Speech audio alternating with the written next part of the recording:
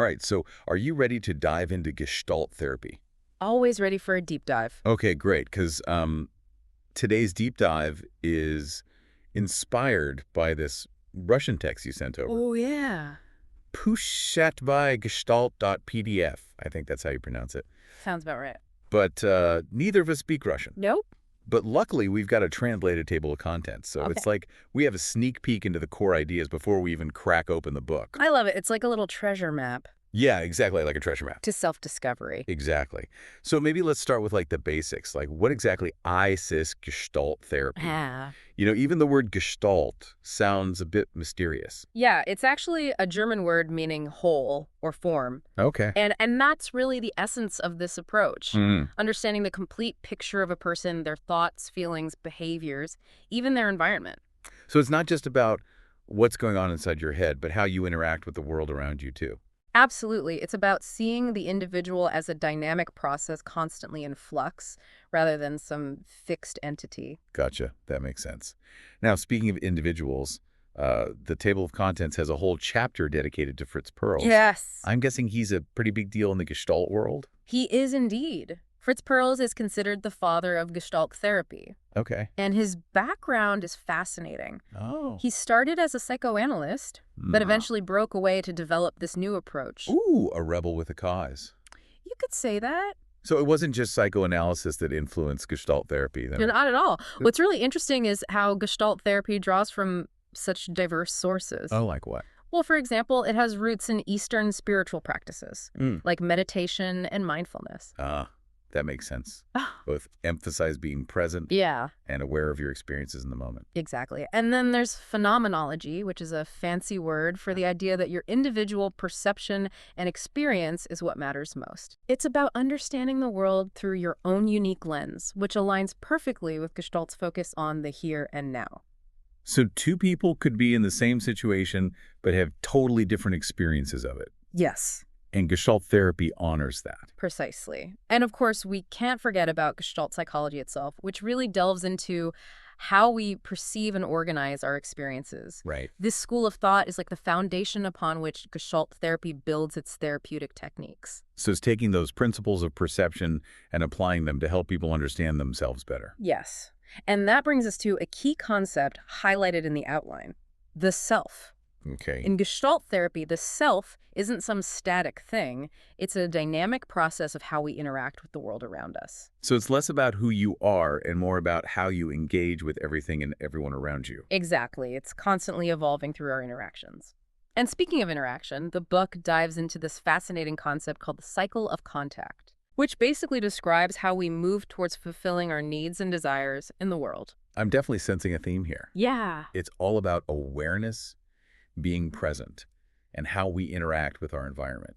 It seems like Gestalt therapy is all about helping people become more fully alive in their experience. Would you say that's accurate? That's a wonderful way to put it. Okay, good. But as you might imagine, it's not always a smooth journey.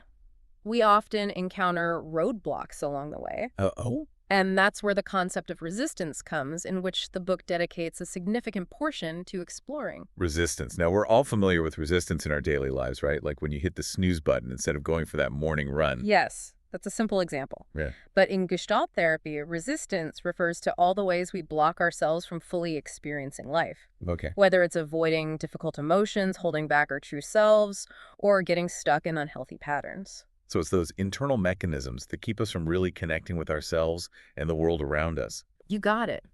And the book seems to suggest that understanding these resistances is key to personal growth in Gestalt therapy. Once you recognize the roadblock, you can start to figure out how to navigate around it. Now, this is where it gets really interesting. We've got this foundation being present, understanding the self interacting with the world and facing those inevitable resistances. But what's the ultimate goal of Gestalt therapy? What are we working towards? Well, based on the table of contents, it seems like Gestalt therapy aims to increase self-awareness, help people truly live in the present moment, and take responsibility for their choices and actions. It's about empowering you to live a more fulfilling and authentic life aligned with your true values and needs. I love that, taking ownership and steering your own course. Yeah. So how does this actually play out in practice? What does a therapeutic relationship look like in Gestalt therapy? Is it like those classic therapy scenes you see in movies? Not quite. It's definitely not about lying on a couch and just talking about your problems. The emphasis is on creating a safe and supportive environment where you can explore your experiences without judgment. And the relationship between the therapist and the client is considered incredibly important in Gestalt therapy. It's Ah. about building trust and genuine connection. So it's a collaborative process, Yes. working together to explore those internal landscapes and figure out how to navigate them. Precisely. And there are some other intriguing areas the book touches on, like Gestalt's approach to working with dreams and the use of group therapy. Ooh, dreams. Mm-hmm. Always a fascinating topic. Yeah. And group therapy sounds intriguing as well. We'll definitely have to delve into those later. But before we move on, is there anything else from this first section of the outline that you think is particularly important for our listener to understand? I think it's important to emphasize that even though we're gleaning all this information from the table of contents, it's just a glimpse into the richness of Gestalt therapy. Right. Imagine the depth of understanding that could come from diving into the full text. I know, right? I'm already hooked on the concept of resistance and that cycle of contact you mentioned. I feel like there's so much more to uncover. There is. But before we get ahead of ourselves, let's unpack these concepts a bit further. What stands out to you as the most intriguing aspect of this cycle of contact business? What fascinates me is how it provides a framework for understanding Okay. how we interact with the world to satisfy our needs. It's like a dance I like that. A dance. between ourselves and our environment. Okay, so how does this dance actually work? Can you break down the steps for us? Absolutely. It starts with awareness. Okay. You become aware of a need, the sensation, a feeling, or even just a fleeting thought. Okay. It's like that first spark of energy that gets the ball rolling. So let's say I'm feeling stressed about a looming deadline at work. Yeah. That's my initial awareness. Exactly. And that awareness then triggers the next phase, which is mobilization of energy. Okay. Your body and mind start gearing up to address this need. You might feel your heart rate increase, your muscles tense up, or your thoughts race as you consider how to tackle the deadline. So I'm all keyed up, ready to take action.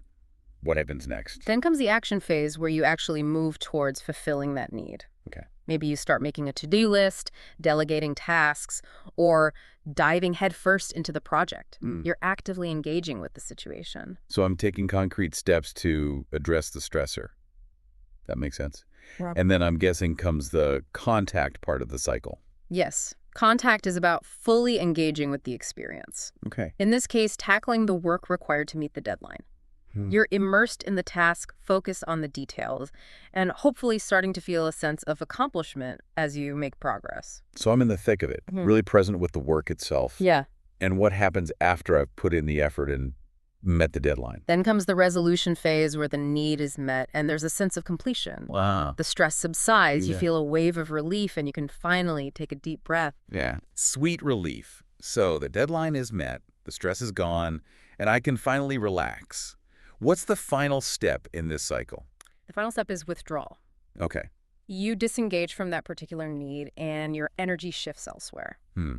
Maybe you take a break, celebrate your accomplishment, or simply turn your attention to other matters. So the cycle completes, and I'm ready for the next dance, so to speak. Right. But I'm guessing it doesn't always flow this smoothly in real life, right? You're absolutely right.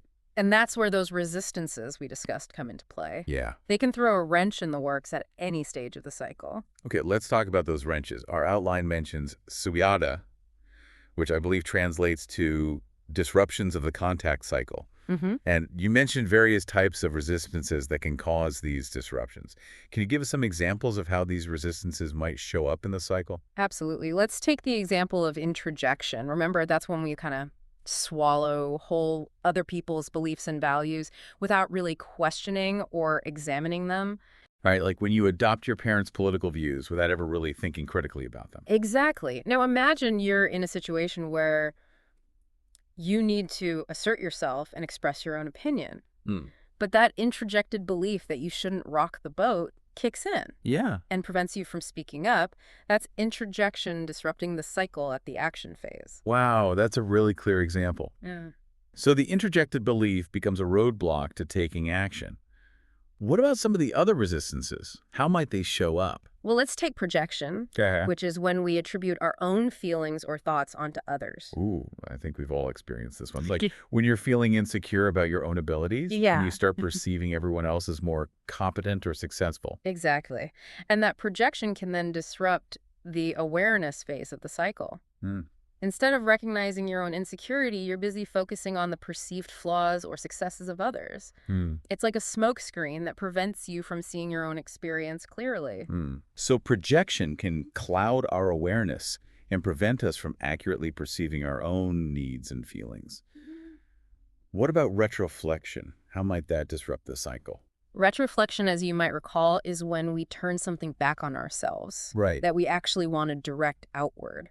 Right, like biting your tongue instead of expressing your anger towards someone who upset you. Yes, and in that example, the retroflexion is disrupting the cycle at the contact phase. Hmm. Instead of fully experiencing the anger and potentially addressing the situation with the other person, Yeah. you're turning that anger inward, perhaps criticizing yourself or engaging in self-destructive behaviors. So it's like we're short-circuiting the cycle Yeah. by directing our energy inward instead of outward, preventing genuine contact and resolution. That's a great way to put it. And there are other resistances as well, each with its own unique way of disrupting the flow. Okay. Confluence, for example, can make it difficult to even recognize your own needs in the first place because you're so merged with the needs or desires of others. So you might be going along with what everyone else wants, without even stopping to consider what you truly desire. Exactly. And then there's deflection, which can show up as avoiding direct contact Okay. by changing the subject, making jokes, or intellectualizing your feelings. Ah, so instead of fully engaging with the situation and the other person,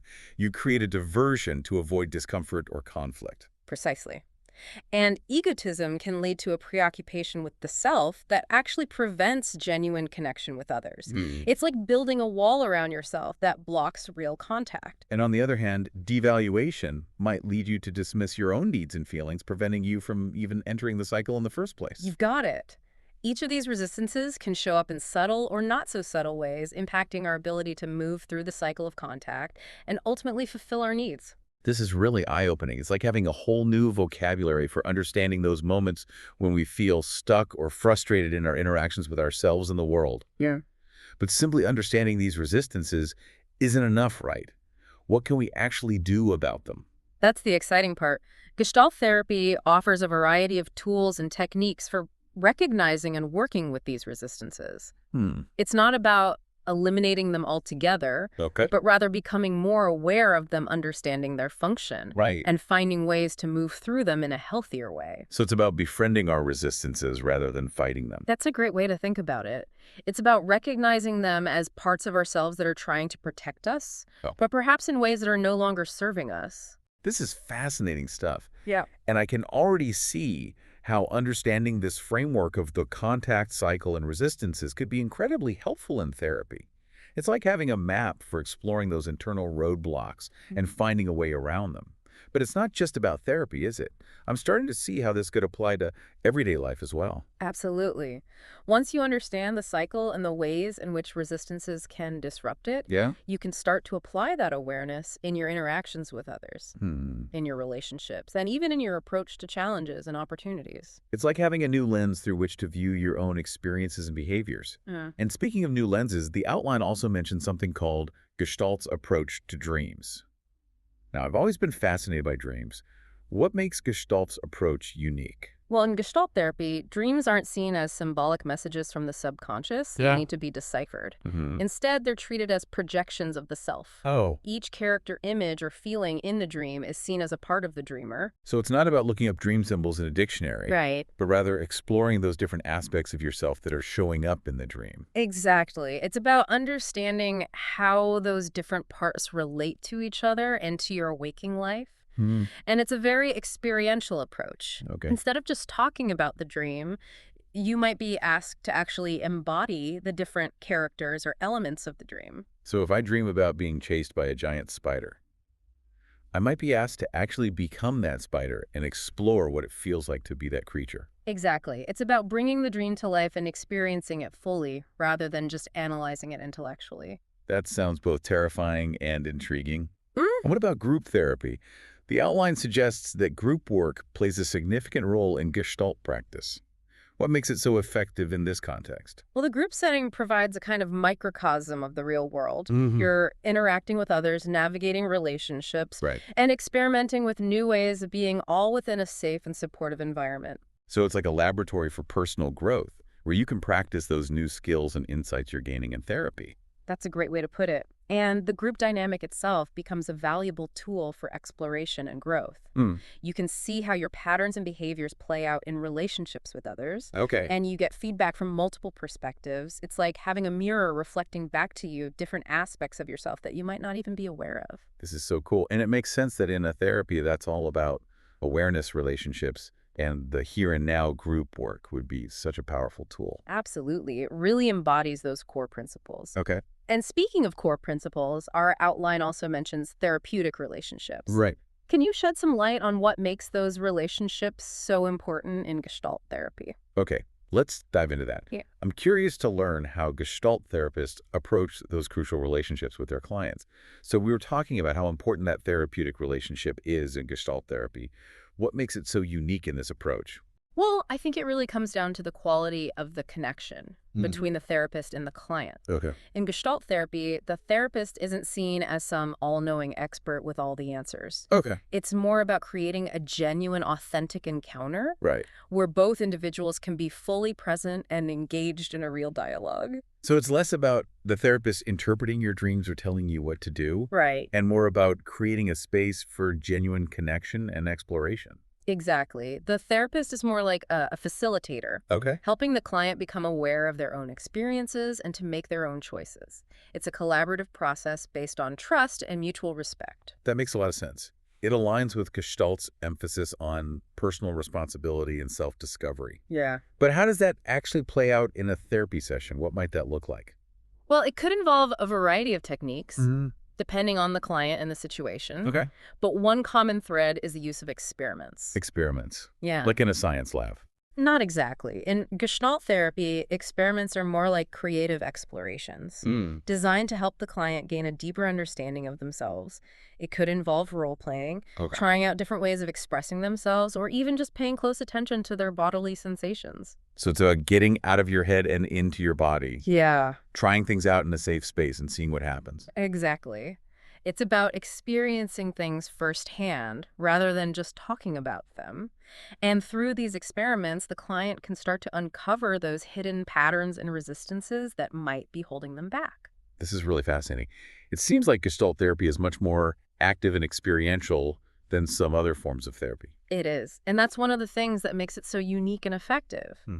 It's not just about talking about your problems, it's about actively engaging with them in a way that can lead to real change. I'm starting to understand why people find Gestalt therapy so transformative. It's not just about gaining insights.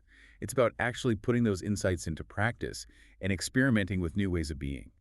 That's the key. Yeah. And that's why that therapeutic relationship is so vital. It provides the foundation of trust and support that allows for that kind of experimentation and growth. This has been such an incredible deep dive.